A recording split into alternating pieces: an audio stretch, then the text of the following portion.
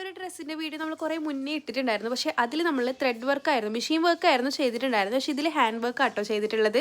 Machine work നമ്മൾ പുറത്ത് കൊടുത്തിട്ടായിരുന്നു ചെയ്തുകൊണ്ടിരുന്നത്. അപ്പോൾ ആൾക്ക് എന്തോ ബുദ്ധിമുട്ടായിട്ട് നമുക്ക് ചെയ്തു തരാൻ പറ്റിയിട്ടുണ്ടായില്ല.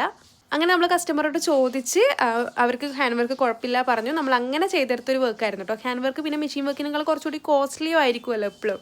പക്ഷേ നമ്മൾ കസ്റ്റമറോട് ഫസ്റ്റ് പറഞ്ഞ മെഷീൻ വർക്കിന് പറഞ്ഞ സെയിം റേറ്റിൽ തന്നെയാണ് കേട്ടോ ഇത് ചെയ്തേക്കുന്നത്. ഇതാണ് നമ്മൾ ഫസ്റ്റ് മെഷീൻ വർക്കിൽ ചെയ്തെടുത്തിട്ടുണ്ടായിരുന്ന ഡ്രസ്സ്. അപ്പം ഇത് കണ്ടിട്ടായിരുന്നു ആൾ നമുക്ക് ഓർഡർ തന്നിട്ടുണ്ടായിരുന്നത്. പക്ഷെ നമുക്ക് ചെയ്ത് കൊടുക്കാൻ പറ്റിയിട്ടുണ്ടായില്ല, മെഷീൻ വർക്ക് ഇല്ലാത്തതുകൊണ്ട്. അപ്പോൾ നമ്മൾ ഹാൻഡ് വർക്കിലാണ് ആ ഒരു സംഭവം കംപ്ലീറ്റ് ചെയ്തിട്ടുള്ളത്.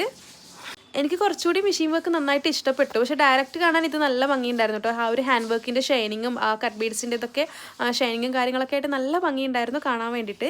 ഇതും നമ്മൾ XXL സൈസിൽ തന്നെയാണ് ചെയ്തേക്കുന്നത്. നമ്മൾ മുന്നേ ചെയ്ത പീസും XXL തന്നെയായിരുന്നു സൈസ് വന്നിട്ട്. ഇതും XXL തന്നെയാണ് കേട്ടോ സൈസ് വന്നിട്ട്. ഫ്രണ്ട് സൈഡിൽ നല്ല പ്ലീറ്റിങ് വന്നിട്ടുണ്ട്. പ്ലീറ്റിങ് നമ്മൾ അയൺ ചെയ്ത് നല്ല ഭംഗിയിൽ സെറ്റ് ചെയ്ത് കൊടുത്തിട്ടുണ്ട്. പിന്നെ നമ്മൾ യൂസ് ചെയ്തേക്കുന്ന മെറ്റീരിയൽ ചിനോൺ മെറ്റീരിയലാണ് കേട്ടോ. ഷോളും പാൻറ്റും ടോപ്പും സെയിം ഷിനോൺ മെറ്റീരിയൽ വെച്ചിട്ട് തന്നെയാണ് ചെയ്തേക്കുന്നത്. പിന്നെ മുന്നേ നമുക്ക് തന്നേക്കുന്ന നെക്കിൽ നമ്മൾ ചെറിയൊരു ചേഞ്ചസ് വരുത്തിയിട്ടുണ്ട്. കസ്റ്റമർ തന്നിട്ടുണ്ടായിരുന്നു കേട്ടോ ആ ഒരു ചേഞ്ചസ് വേണമെന്ന് പറഞ്ഞിട്ട്. ആ ഒരു ഷേപ്പിലാണ് നമ്മളതിൻ്റെ നെക്ക് കൊടുത്തേക്കുന്നത്. അപ്പോൾ നിങ്ങൾക്ക് ഹാൻഡ് വർക്ക് ആണോ മെഷീൻ വർക്ക് ആണോ ഇഷ്ടമായി എന്നുള്ളതൊന്ന് കമൻറ്റ് ചെയ്യണേ.